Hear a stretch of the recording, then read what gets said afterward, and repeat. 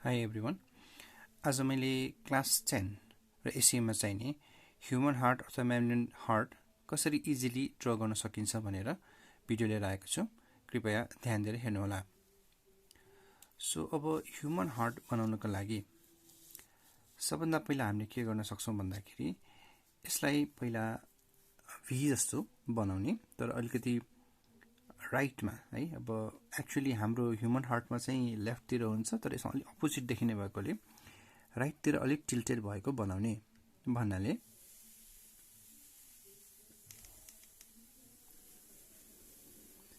भी सेपको जस्तो हामीले बनाउनु पर्ने हुन्छ।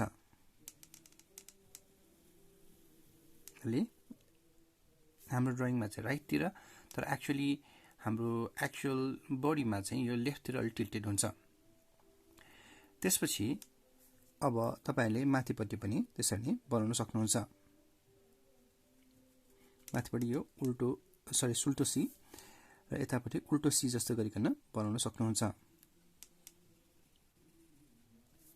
है। यति बनाउने। त्यसपछि अब इनर वालको लागि चाहिँ हामीले यहाँ चाहिँ अलिकति माथिल्लो चाहिँ अलि थिन वाल बनाउनु पर्छ हामीले,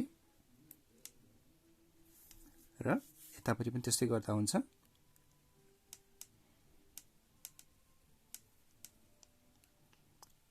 यस्तो ल्याउनु होला। अब त्यसपछि तलको वालहरु, भेन्ट्रिकलको वालहरु चाहिँ अलि थिक बनाउनु पर्छ भन्नाले अलि मोटो बनाउने। तल भित्र पनि अब हाम्रो भी जस्तै बनाउने। यतापट्टि पनि भी, अलिकति यतापट्टि हाम्रो जुन चाहिँ राइट भेन्ट्रिकल छ त्यसको वालहरु चाहिँ अलिकति कम्प्यारेटिभली थिनर हुन्छ भने अब यतापट्टि जुन छ हाम्रो लेफ्ट भेन्ट्रिकल त्यसको वालहरु चाहिँ अलि थिक हुन्छ भनेपछि यो पनि यु जस्तै शेपको अलि बनाउनु पर्छ। यो चाहिँ अघि मैले भने जस्तै यसो कम्प्यारेटिभली थिकर हुन्छ। यति बनाउने। अब त्यति बनाइसकेपछि हाम्रो जुन चाहिँ ब्लड भेसल अराइज हुन्छ त्यसको लागि चाहिँ हामीले के गर्न सक्छौं भन्दाखेरि हामी यहाँबाट स्टार्ट गर्न सक्छौं लेफ्ट पार्टतिर, तर हाम्रो यो चाहिँ राइट भेन्ट्रिकल हो। यताबाट सुरु गर्ने। यताबाट सुरु गरिसकेपछि अब यसलाई म अर्को तल सारे। अब यताबाट सुरु गरेर जुन चाहिँ पल्मोनरी हाम्रो आर्टरी छ त्यो चाहिँ यताबाट सुरु गर्नु होला र माथि गइसकेपछि अलि टी शेपको जस्तो बनाउने। यतापट्टि अलिकति र यताबाट पनि सुरु गरेर यसको दुईटा ब्रान्च हुन्छ भनेपछि यसको अहिलेलाई चाहिँ हामी यतापट्टिको पार्ट मात्रै बनाऊ। यति बनाऊ पहिला। त्यसपछि यसरी नै यताबाट हामी अराइज गरेर यो लार्जेस्ट आर्टरी यानी कि एउटा हामी यो जुन लेफ्ट भेन्ट्रिकलबाट सुरु गर्छौं यताबाट बनाउनु होला। त्यसपछि यसलाई माथि लगिकन माथि यसरी ल्याउनुहोस्। त्यसरी नै यसलाई पनि कन्टिन्यु गरिकन यतापट्टिको लाई यसरी माथि लानु भयो हुन्छ र यसलाई कर्भ गरेर तल ल्याउने, आर्क जस्तो बनाउने। त्यसपछि यसमा माथिपट्टि तीनटा जति ओपनिङ्सहरु बनाउने। यसलाई फेरि कर्भ गरेर तलतिर ल्याउनु होला। अब यसको तल यो डिसेन्डिङ ब्रान्चहरु तलतिर जान्छ। अब यसलाई कन्टिन्यु गर्नु पर्दा हामी यसरी अघि मैले भने जस्तै यो जुन पल्मोनरी आर्टरी छ यो चाहिँ टी शेपको जस्तो। अब तपाईले पेन्सिलले बनाउँदा या मेटाउँदा पनि हुन्छ। मैले चाहिँ पेनले बनाएकोले अहिले मेटाउन चाहिँ अलिकति मिलेन। यो टी शेपको जस्तो लानु होला। यो भयो। अब यसलाई कम्प्लिट गर्नको लागि फेरि पनि हामीले जुन छ यतापट्टि यसरी कम्प्लिट गर्न सक्नुहुन्छ डायग्राम।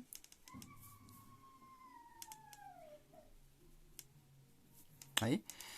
अब यसपछि हाम्रो जुन चाहिँ भल्भहरु छ त्यसको लागि चाहिँ यतापट्टि हाम्रो के आउँछ भन्दाखेरि यहाँ चाहिँ राइट ऑरिकल र राइट भेन्ट्रिकल बिचमा चाहिँ हाम्रो ट्राइकस्टिड भल्भ एउटा दुईटा तीनटा हुन्छ। अब यसलाई पनि फेरि कम्प्लिट गरौँ जुन छ यति भयो। त्यसरी नै यतापट्टि जुन चाहिँ हाम्रो लेफ्ट ऑरिकल र लेफ्ट भेन्ट्रिकल बिचमा पनि हाम्रो भल्भ हुन्छ जुन चाहिँ हाम्रो बाइकस्टिड भल्भ हो। त्यसको लागि पनि अब तपाईहरुले के गर्न सक्नुहुन्छ त यतापट्टि ल्याउनुहोस् हैन।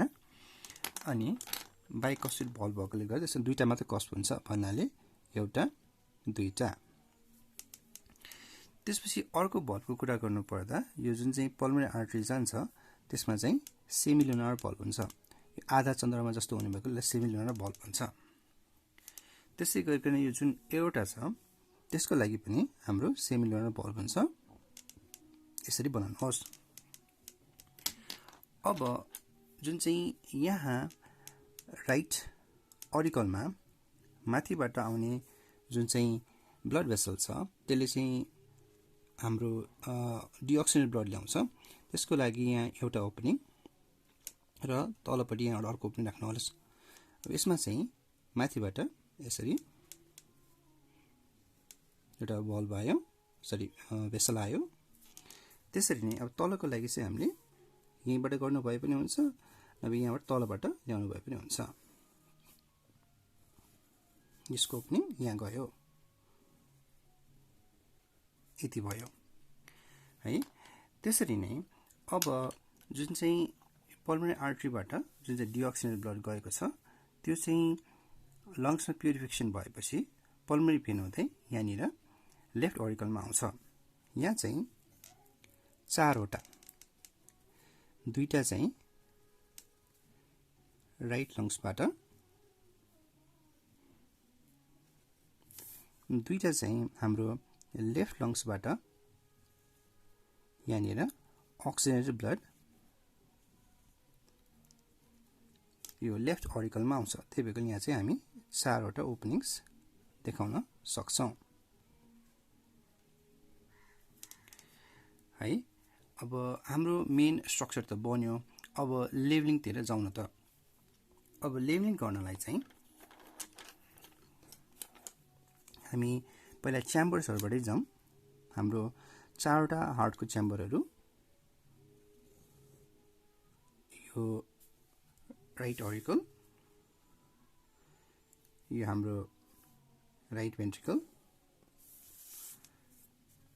यो हाम्रो लेफ्ट ऑरिकल र यो चाहिँ हाम्रो लेफ्ट भेन्ट्रिकल हुन्छ है।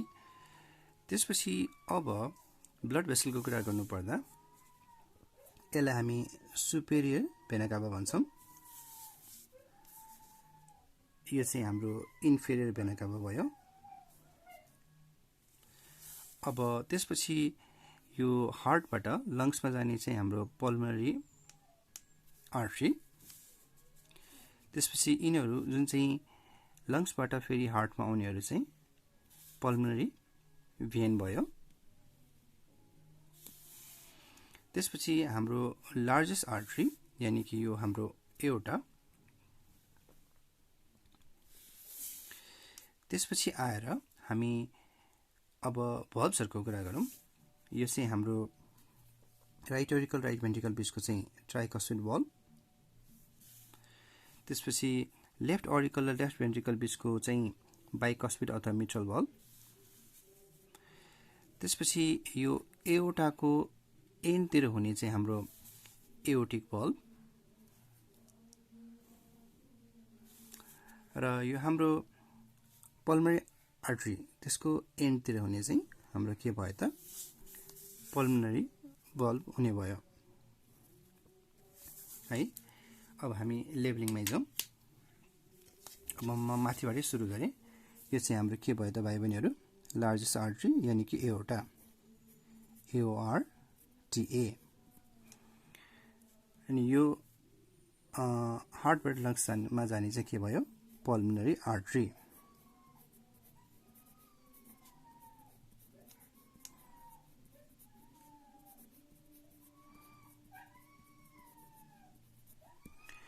अब लङ्सबाट हार्टमा आउने चाहिँ तपाईको के भयो त पल्मोनरी भेन भयो। अब यो जुन छ हाम्रो यसमै जाउँ, यो चाहिँ हाम्रो सुपेरियर भेना काभा।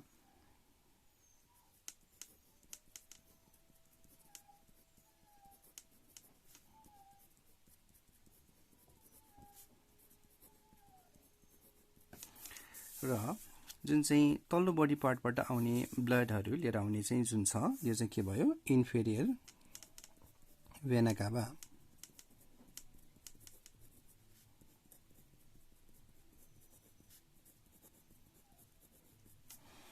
त्यसपछि आयो लेबलिङ अरू। अब च्याम्बरहरुमा हामी जाउँ। यतापट्टि मैले भनिहालेँ अलि उल्टो देखिन्छ, लेफ्टपट्टि चाहिँ हाम्रो राइट ऑरिकल हुन्छ।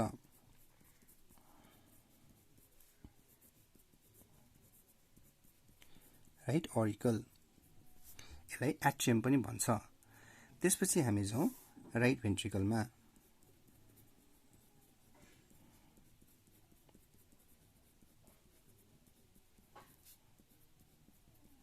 त्यसपछि हामी जाउँ यतापट्टिको लेफ्ट ऑरिकलमा। लेफ्ट ऑरिकल, ऑरिकललाई के पनि भन्छ त भाइ बहिनीहरु, एट्रियम पनि भनिन्छ। म यो पनि लेखिदिइहाल्छु त्यसमै, एट्रियम। त्यसपछि जाउँ अर्को चौथो हाम्रो च्याम्बरतिर, जुन भनेको चाहिँ हाम्रो लेफ्ट भेन्ट्रिकल हो।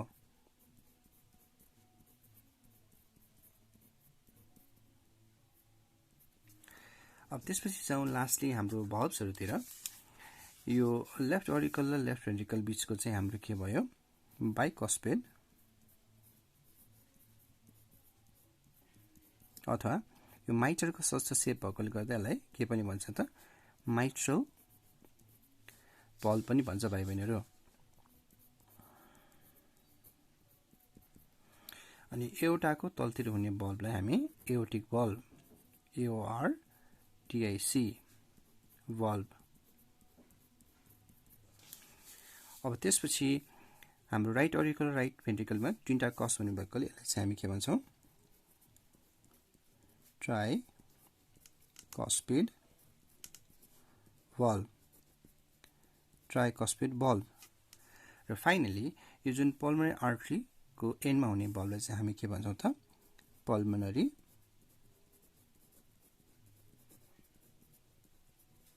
भल्भ।